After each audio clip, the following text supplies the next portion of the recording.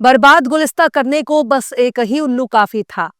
बर्बाद गुलिस्ता करने को बस एक ही उल्लू काफी था। हर शाख पे उल्लू बैठा है, अंजाम में गुलिस्ता क्या होगा। सलाम, नमस्ते, सत श्री अकाल। मैं हूं आपके साथ हर्षिता मिश्रा और आप देख रहे हैं टाइम्स मेल। एक बर्फीले पहाड़ की चोटी पर एक साधु के बरसों की तपस्या के बाद भगवान ने दर्शन दिए। साधु ने पूछा कि बताओ तुम्हें क्या चाहिए। तो उसने कहा, हे प्रभु, मैं अपने हिंदू समाज को आगे बढ़ाना चाहता हूँ, इसलिए मुझे एक सोने का अंडा देने वाली मुर्गी चाहिए। इसके बाद उसे सोने का अंडा देने वाली एक मुर्गी थमा दिया। लेकिन भगवान ने कहा कि इस मुर्गी का बड़ा ख्याल रखना, अगर इसे जरा सी चोट आई तो तुम्हारे इलाके में जितने भी गैर हिंदू हैं उन्हें भी चोट आएगी, उन्हें भी नुकसान होगा, लिहाजा मुर्गी का बड़ा ख्याल रखना। शुरू शुरू में साधु ने मुर्गी का खूब ख्याल रखा, इसे चारा खिलाया, दाने दिए, पानी, शरबत, सब कुछ खिलाया पिलाया। मुर्गी रोज अंडा देने लगी, जिसके बाद धन दौलत की बारिश होने लगी, हिंदुओं की तरक्की होने लगी, बिल्डिंग पर बिल्डिंग बनने लगी। तभी मुसलमानों से नफरत करने वाले कुछ लोग साधु के पास आए। वे बताने लगे कि देखो देखो, हिंदू अब मुसलमानों से ज्यादा अमीर होने लगा है, कामयाबियों की सीढ़ियां चढ़ रहा है और कुछ ही साल में हिंदू राष्ट्र बन ही जाएगा। लेकिन अगर मुसलमानों के घर मकान को तोड़ दिया जाए तो इससे बड़ा फायदा होगा।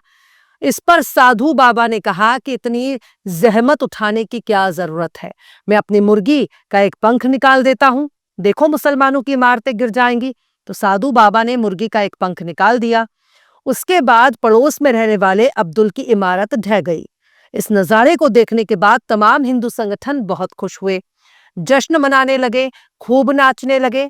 और उसके बाद साधु बाबा ने खुश होकर एक और पंख निकाल दिया तो एक और मुसलमान का मकान तबाह हो गया, वो सड़क पर आ गया। इस परेशानी को देखकर हिंदू संगठनों ने खूब मिठाइयां बांटी, खूब जय जयकारे किए, हिंदू राष्ट्र के नारे लगाए, जय श्री राम का उद्घोष किया। साधु बाबा इतना सब देखकर इतने खुश हो गए कि उन्होंने सोचा कि अगर मुर्गी के सारे पंख निकाल दिए जाएं तो अब्दुल की चूड़ी कायदे से टाइट हो जाएगी।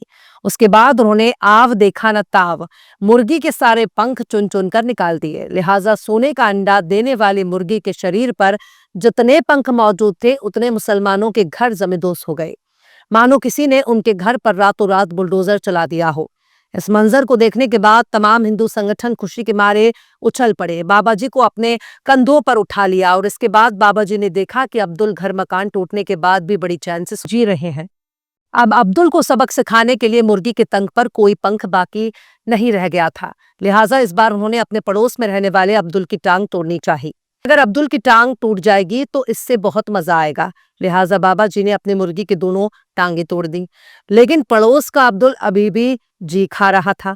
दो टांगे नहीं थी तो सरकारी योजना में उसे आर्टिफिशियल टांग भी मिल गई, उसे विकलांग कोटे के तहत सरकारी नौकरी भी मिल गई और सरकारी आवास भी मिल गया।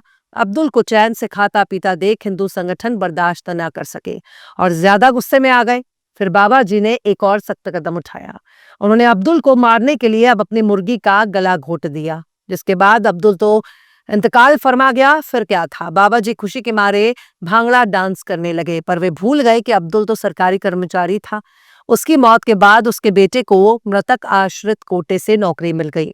लेकिन मुर्गी के मर जाने के बाद बाबा जी के हाथ क्या लगेगा, तो इसका जवाब है बाबा जी का ठुल्लू।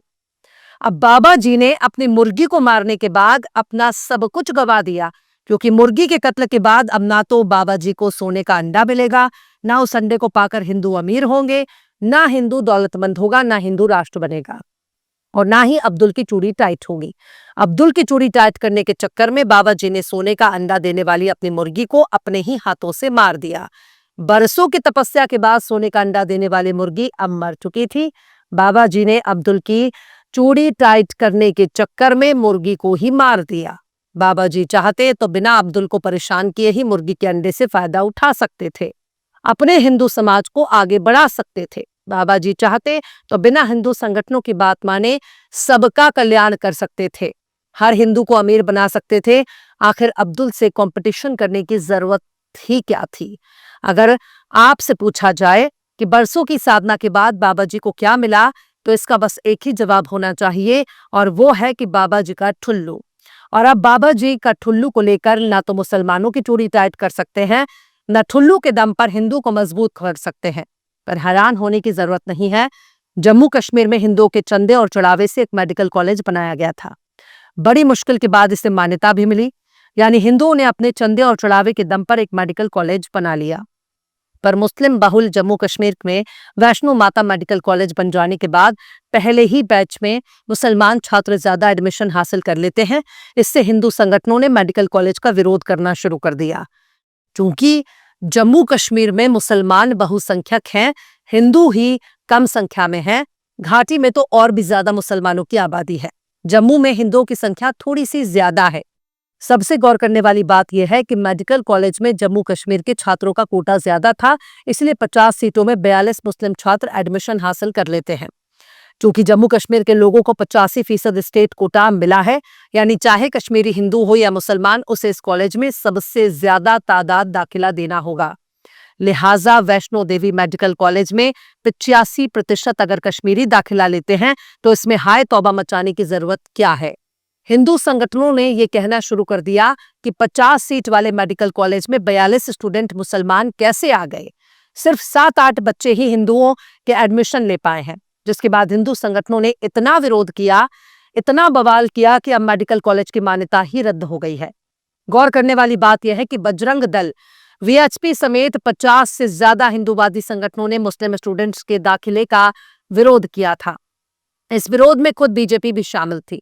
तमाम हिंदू संगठन कह रहे थे कि हिंदू के चंदे से बनाए जाने वाले इस मेडिकल कॉलेज में सिर्फ हिंदू ही होने चाहिए, मुसलमान ज्यादा कैसे हो गए। अब जब मान्यता रद्द हो गई है तो हिंदू संगठनों ने जमकर जश्न मना रहे हैं, खूब एक दूसरे को मिठाइयां बांटी हैं, नाच गाकर मान्यता रद्द होने का जश्न मना रहे हैं। पर अफसोस इन संगठनों को यह समझ में नहीं आ रहा था कि जम्मू वालों के पास अपना खुद का एक मेडिकल कॉलेज हो गया था। अभी तो सिर्फ 50 सीटें थी, आगे चलकर 400 सीटें होने वाली थी।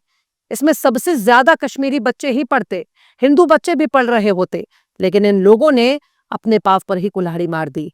जिन मुस्लिम छात्रों का एडमिशन हुआ था उन्हें अब उन्हीं के इलाके में मौजूद नजदीकी के सरकारी मेडिकल कॉलेज में दाखिला दे दिया गया।